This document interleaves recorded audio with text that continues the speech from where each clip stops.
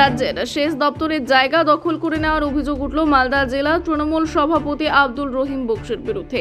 এ নিয়ে ইতিমধ্যে আরএসপি দলের পক্ষ থেকে জেলা সম্পাদক সর্বানন্দ পাণ্ডে সরকারি জমি উদ্ধার ও জেলা তৃণমূল সভাপতির বিরুদ্ধে আইনানুগত ব্যবস্থা নেওয়ার দাবি জানিয়ে সংশ্লিষ্ট দপ্তরের বিভাগীয় মন্ত্রী মানস রঞ্জন ভূঁইয়া ও প্রতিমন্ত্রী সাবিনা ইয়াসমিনকে চিঠি দিয়েছেন।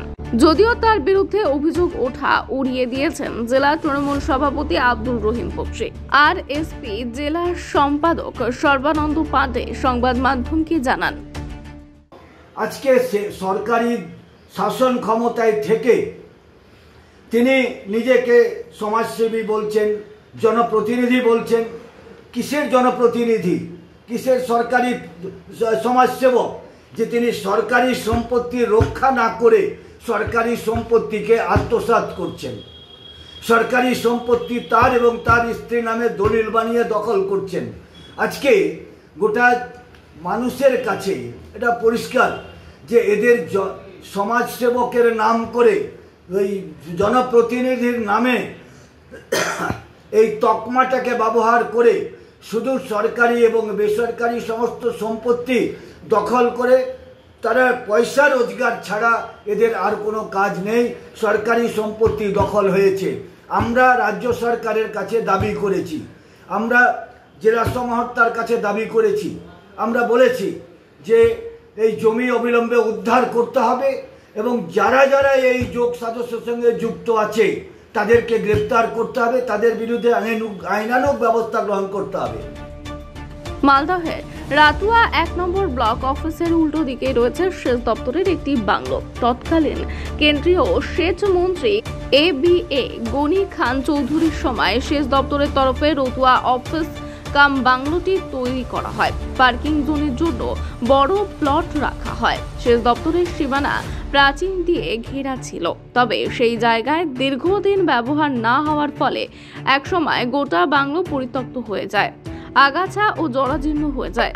বিশালাকার জায়গাটি 2009 থেকে 10 সালে তৎকালীন বামফ্রন্ট সরকারের মন্ত্রী সুভাষ নস্কর বাংলোটি লিজ দেন নর্থ মালদা রুরাল ডেভেলপমেন্ট সোসাইটিকে।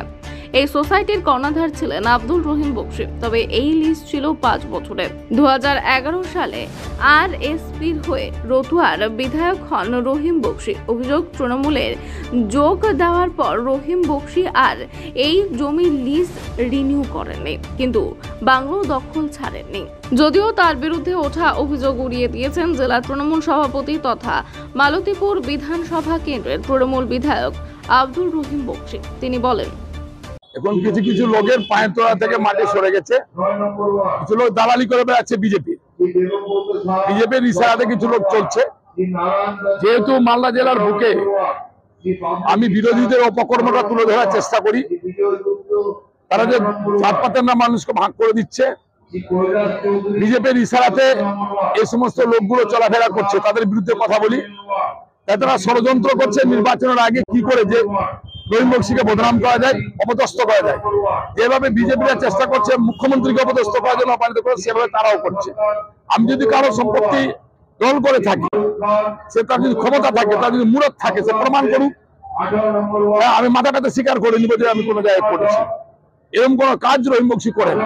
সে কোথায় থেকে পেয়েছে, কি পেয়েছে, আমার ঠিক জানা নেই। সে কথাটা আমি নিশ্চয় যখন দরকার পড়বে, যেখানে দরকার পড়বে সেখানে আমি হাজির হবো, সেখানে আমি প্রমাণ দিব। আর তার যদি বুকে পাটা থাকে, সে প্রমাণ দিবে যে রহিম বক্সি কথা কি করেছে। এটা একটা বিজেপির চক্রান্ত। আর এই দালালটাকে সামনে করে নিয়ে মোটা অঙ্কের টাকার বিনিময়ে রহিম বক্সির বিরুদ্ধে ধরনের কথাবার্তা বলাচ্ছে।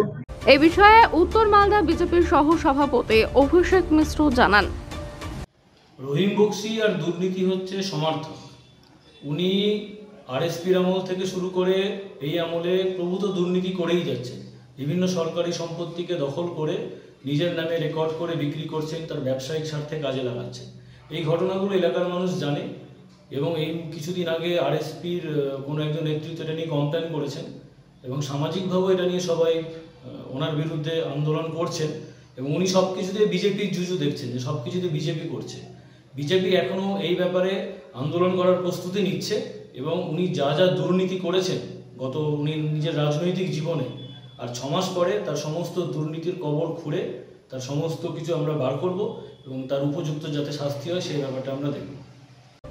মালদার জেলা কংগ্রেসের সহ সভাপতি অর্জুন হালদার জানান, বর্তমানে আমরা যেটা জানতে পারছি, সেচ দপ্তরের জায়গা দখল করে শাসক দলের নেতা তিনি ব্যবসা করছেন, সেটা আমাদের অভিযোগ নয়।